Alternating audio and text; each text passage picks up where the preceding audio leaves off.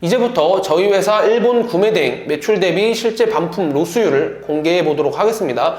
여러분들 놀라지 마세요. 4월 기준 0.3%, 5월 기준 0.2%, 6월 기준 0.4%입니다. 즉 매출이 1억이라고 가정했을 때 고작 20만원에서 40만원 수준이라는 뜻입니다.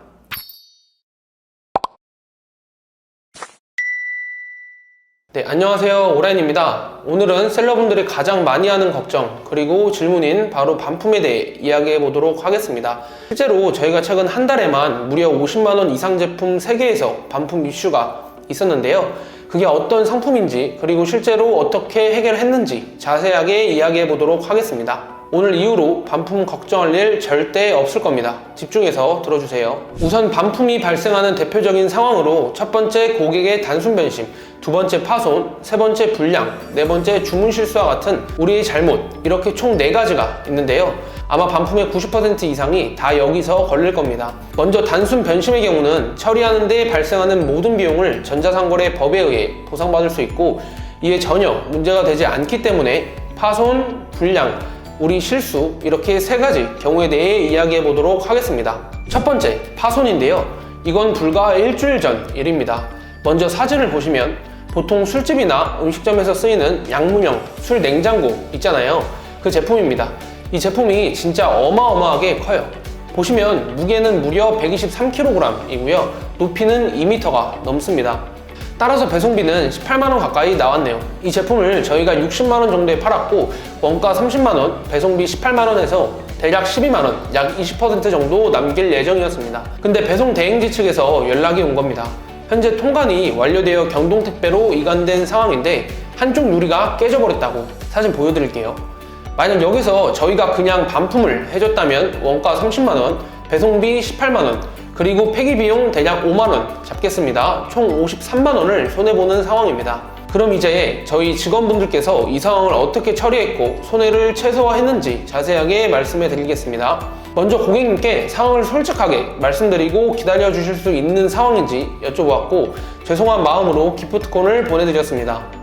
그리고 현지 판매자에게 연락을 취했는데 본인 책임이 아니라며 보상을 해줄 수 없다는 답변을 받았고 어쩔 수 없이 유리를 별도로 구매할 수 있는 링크와 유리 교체법이 담긴 영상만 받았습니다. 그리고 나서 경동택배 측에 저희 사무실까지의 배송비를 여쭈어 봤는데 무려 15만원이라는 답변을 받았고 저희는 사적으로 용달을 불러 해당 제품을 저희 사무실로 가져왔습니다. 유리가 도착한 후 저희 직원분께서 직접 공구를 가지고 유리를 교체했으며 수리 완료 후 이 제품을 고객님께 경동택배로 배송해주면서 이번 이슈가 끝나게 됩니다. 기프트콘 9,400원, 용달 59,100원, 유리 24,000원, 유리 배송비 26,800원, 경동 15만원, 총 269,300원으로 반품을 막은 셈인데요. 자 여러분, 그럼 저희가 이 과정을 통해 손실을 얼마나 줄였을까요? 만약 그냥 반품을 해줬다면 앞서 말씀드렸듯이 저희는 53만원 정도를 손해를 봤을 겁니다.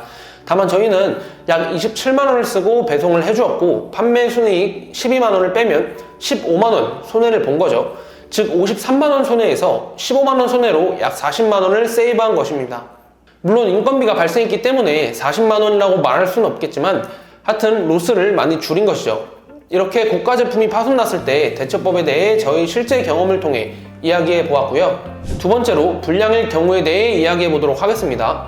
이번 제품은 일본 구매 대행의 고가 스피커 제품인데요. 원가가 70만원에서 80만원 정도 됐었습니다. 이건 단순 불량이었고 부피가 크지 않았기 때문에 EMS를 이용하여 일본으로 다시 보내고 EMS 배송비 3만원 정도만 저희가 로스로 안으면 끝나는 비교적 간단한 상황이었습니다.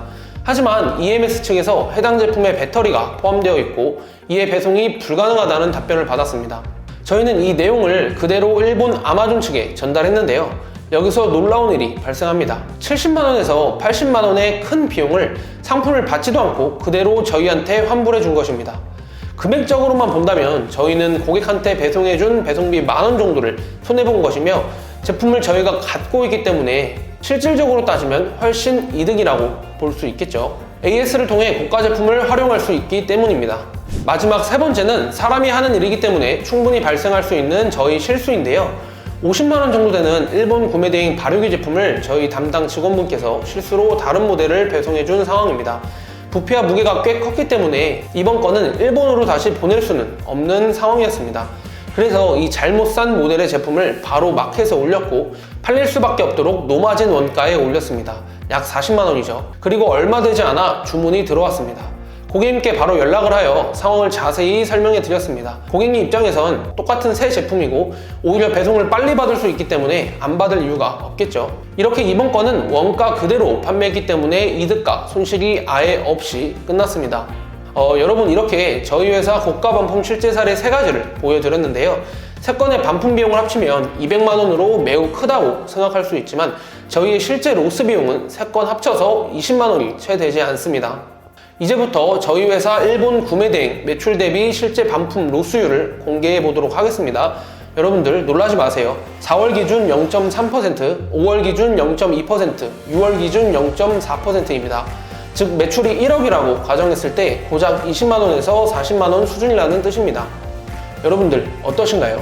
앞서 보여드린 3가지 사례와 같이 저희는 손실을 최소화하고 있고 말도 안 되는 수치를 기록하고 있습니다.